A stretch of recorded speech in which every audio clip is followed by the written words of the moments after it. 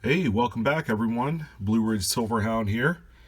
So I wanted to share a little piece of a lot of silver and currency that I picked up. The first of which is right here in this envelope, and I actually bought a little selection of everything from one of my Facebook groups, and part of the lot just so happens to be let's clean the lens a little bit there.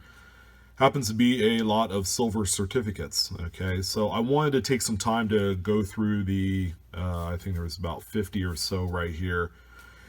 Go through the stack that I have here before you, kind of, show you exactly what I look for in silver certificates, maybe even talk a little bit about the value of these, because occasionally you'll find that these will come back to you and change.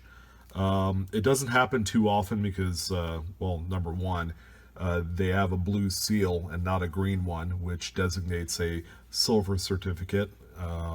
Blue stamped third printing for the serial numbers and so on. But I wanted to showcase a few things that I look for, and I've actually had some previous success in finding, different types of errors and mules and stuff like that. So I'm going to go ahead and roll right through this. The lot is actually quite nice. I picked this up for 60 bucks, which was a phenomenal deal. But I pick up nice healthy sized lots like this, so anything between like 50 to 200 notes. Generally they're still available out there for about $2 to $3 a piece.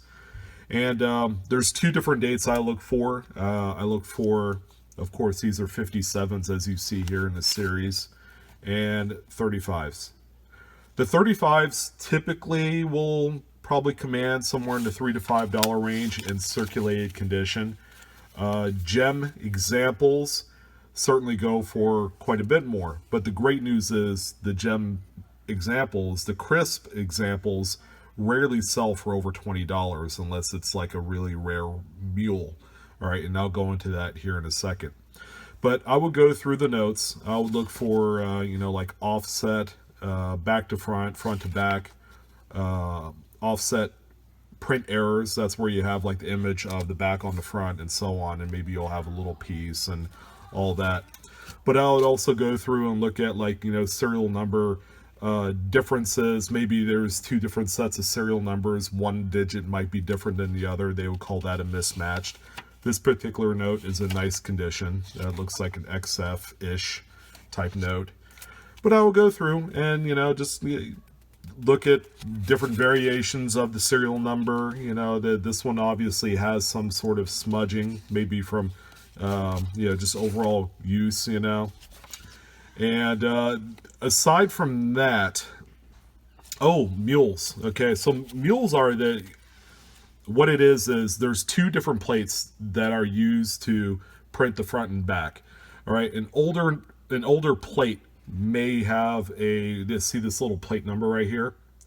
They have a macro and a micro. So if you have a macro, which is a larger plate number matched up with a micro plate number on the reverse, that is what they call a mule. So if you have two different sized plate numbers, that designates an older plate matched up with a newer plate.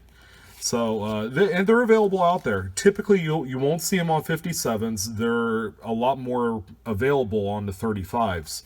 In fact, you see mules a lot on like the 5s and 10s and so on. So I'm just gonna go through this. It's pretty nice lot. I have probably a few $100s face that I keep, and this one's a nice one that I keep, and I'll sell them as we go. So I never have any more than $200 or $300 face in these, but it's kind of neat little tidbit of history. And that it used to be that you could walk into a bank, cash in a $1 silver certificate for exactly $1 face in silver coins, silver money at the time. So that one's pretty rough right there. See that edge? Anyways, that's that's what they look like after prolonged use.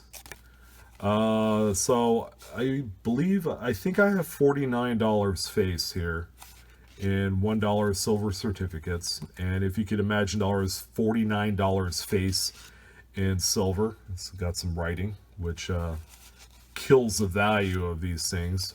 This one has an edge tear. These are, common problems and issues that you come across. Oh, that's a nice one. 57. It's XF. It's got a center fold right there. Tears, smudges, soiling, just the typical, type of wear and issues that you see in the silver certificates, which, keeps the overall valuation of these down to a minimum. Very rarely, even in the most horrible conditions, very rarely do these sell for just $1, unless you elected to just spend it, to buy a cheeseburger or, whatever. Here's a star note right there with a little bit of writing. Okay. Kills the value a little bit there. The one good news about 57 stars is they're, common as anything else out there. So, pretty cool. Nice little selection. This one has rusty staple area right there. Okay, that affects the value. Another star note, 57B. And a quick look on eBay will give you an idea of what the values of these are in pristine condition, for the mules, certain stars. There are certain blocks that are worth more money than, all the other ones. So that's something to keep in mind as well. But let's see, we're probably coming up to the end of the 57s. But aside from that, the backs, are just, these were all circulated type. That one's not bad. VF, nice and crispy paper. All right, there's another one there. 57A. Oh, look at that. A little bit lower serial number, but it's not that low. Not as low as I want it to be. There's a 57A, 57A.